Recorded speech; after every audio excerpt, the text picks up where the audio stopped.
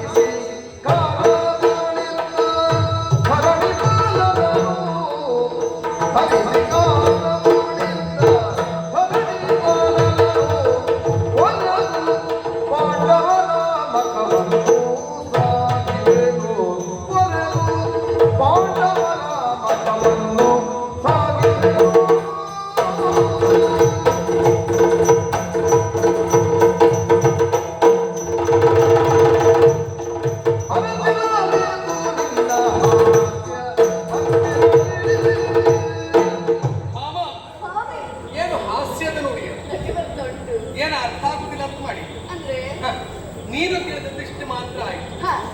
ಯಾವತ್ತು ಪ್ರಪಂಚದಲ್ಲಿ ಕಣ್ಣಿಗೆ ಕಾಣುವುದೆಲ್ಲವೂ ಸತ್ಯ ಅಲ್ಲ. ಹಾಗಂತ ಪರಮ ಸತ್ಯವನ್ನು ನಾವು ಹುಡುಕುವ ಪ್ರಯತ್ನವನ್ನು ಮಾಡಬೇಕು. 8 ದಿವಸದಲ್ಲಿ ಮಾರ್ಗದನ್ನ ಕೊಡ್ತೇನೆ, ಭರವಸೆ ಮಾತ್ರ ನಾನು ಕೊಟ್ಟೆ. ನಾನೇ ಕೊಡ್ತೇನೆ ಅಂತ ಹೇಳಿದ್ದೇನೆ. ಕೊಲ್ಲಿಸ್ತೇನೆ. ಯಾರಿಂದ ಅಂತ ಕೇಳಿ ಮರುತ ಸಂಭವ ಭೀಮಸೇನನ ಮೂಲಕವಾಗಿ ನಡೆಯುವಂತ ಹೋರಾಟದಲ್ಲಿ ಭೀಮನ ಮೂಲಕವಾಗಿ ಮಾಗದನ್ನ ಕೊಲ್ಲಿಸ್ತೇನೆ.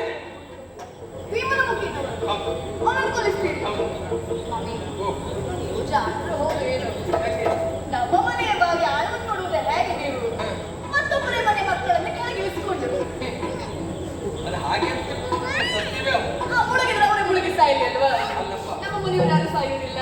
ಇಳಿಸುವ ಸಂದರ್ಭದಲ್ಲಿ ಅವರು ಜುಟ್ಟು ನಮ್ಮ ಕೈಲಿ ಹೌದು ಇಟ್ಕೊಂಡಿರ್ತೀರಿ ಮಾತ್ರ ಜುಟ್ಟು. ನಿಧಾನ ಕೆಳಗೆ ಇಳಿತಾ ಇಳಿತಾ ನೀರಿನ ಆಳ ನೋಡಿ ಹೆದರಿದ್ನ ಹಾಗೆ ಜುಟ್ಟಿನ ಮೇಲೆ ಇಲ್ಲ ನೀರನ್ನ ಸ್ಪರ್ಶಿಸಿದ ಮರುಗಳಿಗೆ ಇಲ್ಲೂ ಅದರ ಆಳ ಎಷ್ಟು ಉಂಟು ನೋಡುವ ಅದಕ್ಕನ್ನು ತೋರಿಸಿದ್ನ ನಿಧಾನ ಜುಟ್ಟು ಬಿಡು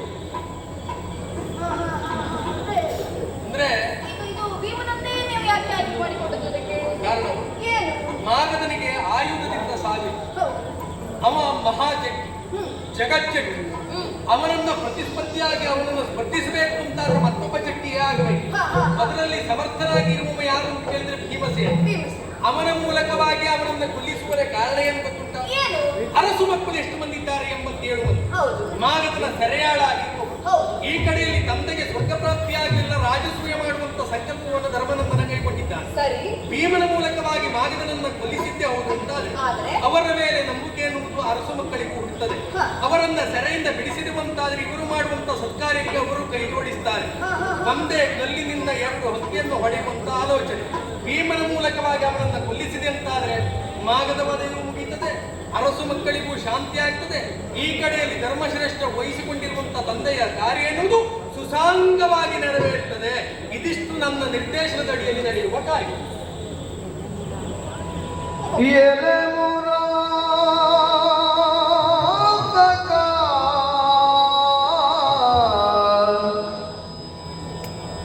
ನಿನ್ನ ಮಹಿಮೆಯ ನೆಲೆಯ ಬಲ್ಲವರ್ಯಾರು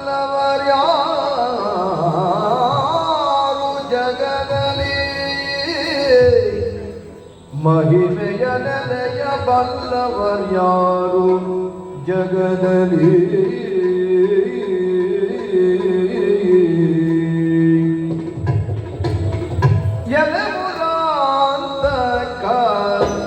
ನಿನ್ನ ಮಹಿಮೆಯ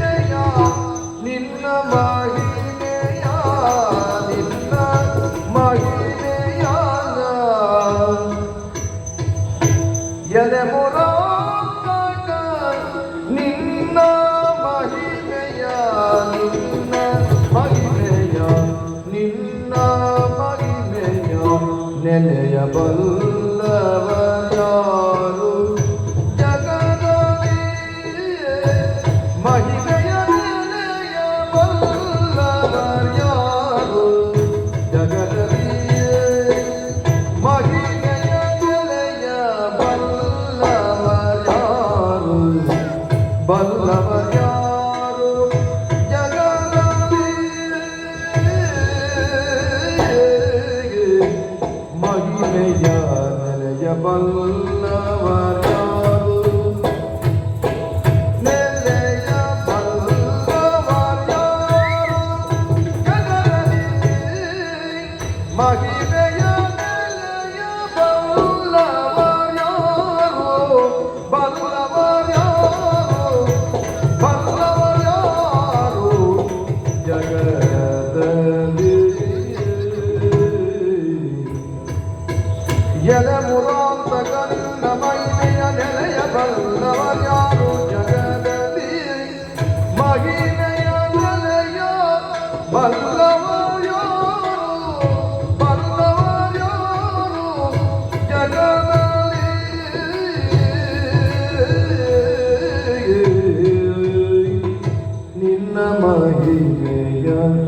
ನಿನ್ನ ಮಹಿಮೆಯ ನೆಲೆಯ ಮಹಿಮೆಯ ನೆಲೆಯ ಬಲ್ಲವರ್ಯಾರು ಜಗದಲ್ಲಿ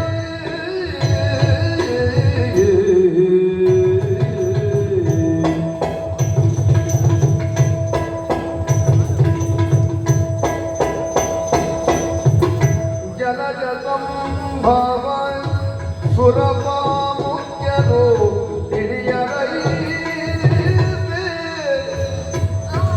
ಜಲಜ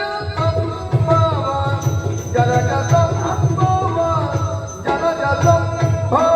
ಸುರಪ ಮುಖ್ಯರು ಹಿರಿಯರೈತೆ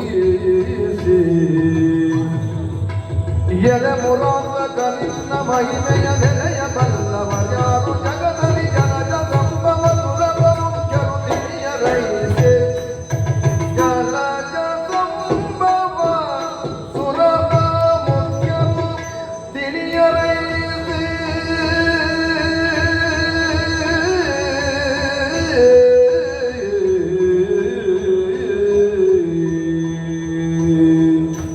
ಆ ಆ ಆ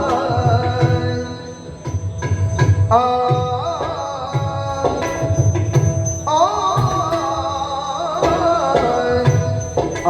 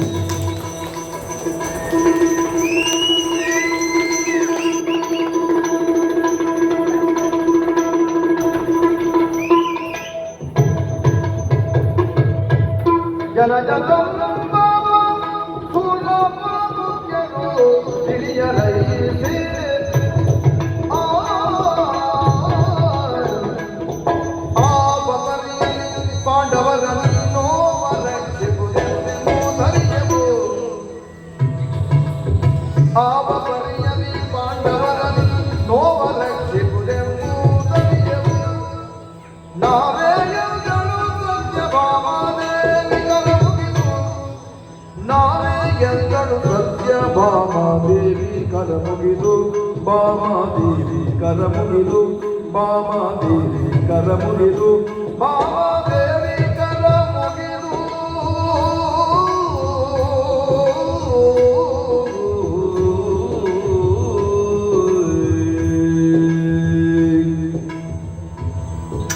ಆ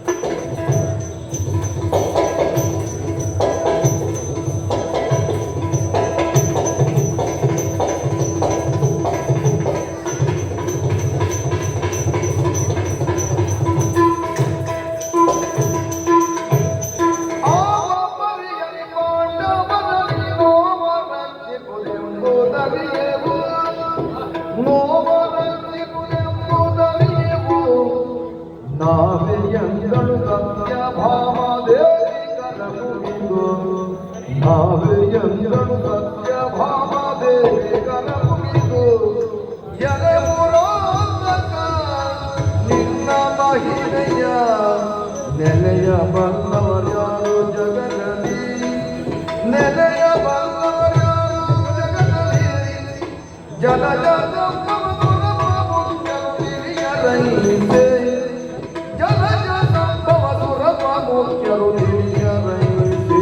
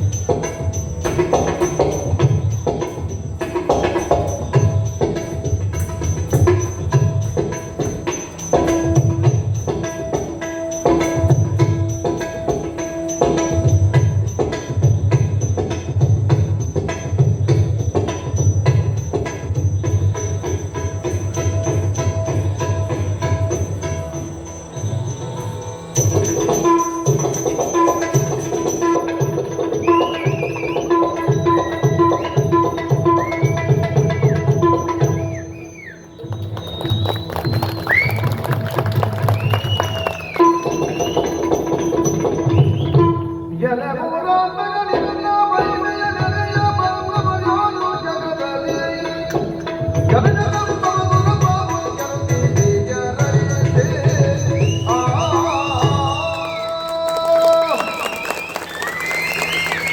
ಆ ಮೂಲಕವಾಗಿ ಭೀಮನನ್ನು ಹೋರಾಟ ಮಾಡಿ ಆ ಮಾನವನನ್ನ ಕೊಲ್ಲಿಸಿ ಆ ನಂತರ ಸೆರೆಮನೆಯಲ್ಲಿರುವಂತಹ ಅರಸ ಮಕ್ಕಳನ್ನ ಬಿಡಿಸಿ ಅವರು ಮಾಡುವಂತ ಸತ್ಕಾರ್ಯ ಸುಸಾಂಗವಾಗಿ ನೆರವೇರುವಲ್ಲಿ ಪೂರಕರಾಗಿದೆ. ಅಬ್ಬಾ, ನನಗೀಗ ಅರ್ಥ ಆಯ್ತು ಸ್ವಾಮಿ. ಏನು ಅಲ್ಲ, ಇದು ನನಗೆ ಅರ್ಥವಾಗದೆ ಕೂಡಿದ ಪ್ರಶ್ನೆಯಂತೂ ಅಲ್ಲವೇ ಇಲ್ಲ.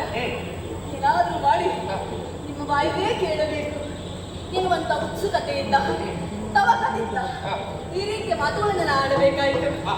ಅಪಹಾಸ್ಯದ ಮಾತುಗಳನ್ನಾಡಿದೆ ಎನ್ನುವ ಹಾಗೆ ಬೇಸರಗೊಳ್ಳಬೇಡಿ. ನಿನ್ನ ಸ್ವಭಾವ ಏನು ಅಂತ ನನಗೆ ಗೊತ್ತಿಲ್ಲ. ಅಲ್ಲೋ, ಅದಕ್ಕೆ ಕೇಳಬೇಕೆನ್ನುವ ಸಲುವಾಗಿ ಇಷ್ಟು ಪ್ರಶ್ನೆಗಳನ್ನು ನನ್ನಲ್ಲಿ ಇರಿಸಿ. ಹೌದಪ್ಪ, ಸರಿ. ಈ ನನಗೆ ಸಂಪೂರ್ಣವಾಗಿ ಅರ್ಥವಾಗಿದೆ.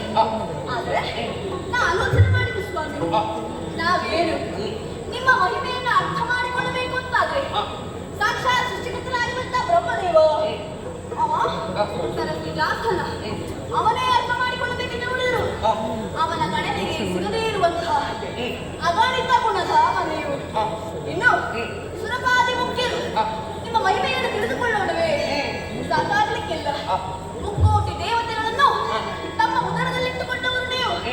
ಇನ್ನು ನಿಮ್ಮ ಗಾನವನ್ನು ಪಾಡುವುದಕ್ಕೆ ಆ ಸಾವಿರ ನಾಲಿಗೆ ಉಳ್ಳುವಂತ ಆದಿಶೇಷನಿಂದ ಸಾಧ್ಯವಾಗಬಹುದೇ ಸ್ವಾಮಿ?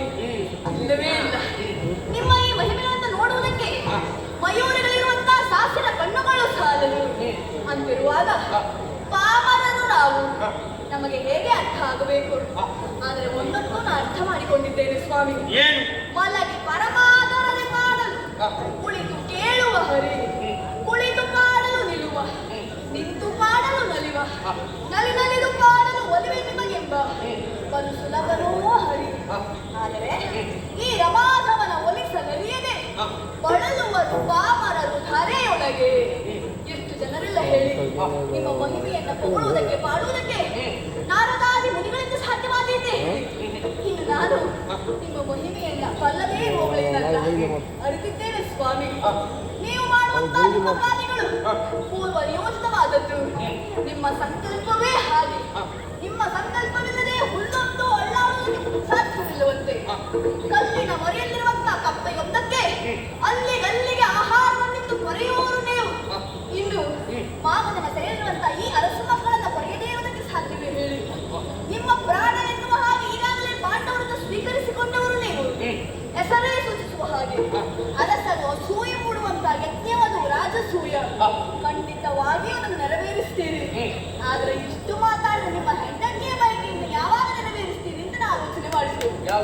ಮಾತಾಡ್ತಾ ಮಾತಾಡ್ತಾ 30 ಕಡೆಯಲ್ಲಿ ನೋಡಿ ಮಧ್ಯರಾತ್ರಿಯ ಕಾಲ ಕಳೆದೇ ಹೋಯ್ತು. ನನಗೆ ಬರ್ತಲ್ಲ, ಇಲ್ಲಿ ಮನೆಗೆ ಬಂದಾಗ ದಿನನಿತ್ಯ ಆಗುತ್ತೆ ಇಷ್ಟೇ. ಅಂದ್ರೆ ನೀವು ಹೇಳುವುದೇವ? ಅಂದ್ರೆ ದಿನನಿತ್ಯ ಇಷ್ಟೇ ಕೇಳುವುದು ಅಂತ. ಮಾತಾಡ್ತಾ ಕುಳಿದು ಅಂತಲ್ಲ. ಅಂದ್ರೆ ಉಳಿದ ಸಮಯವಾದರೂ ವಿಶ್ರಾಂತಿ ಪಡೆಯುವುದಕ್ಕೆ ಅದು ಉಂಟು. ಅಲ್ವಾ? ಆದ್ರೆ ನನ್ನ ಬಗ್ಗೆ ನಿಮಗೂ ಗೊತ್ತುಂಟು.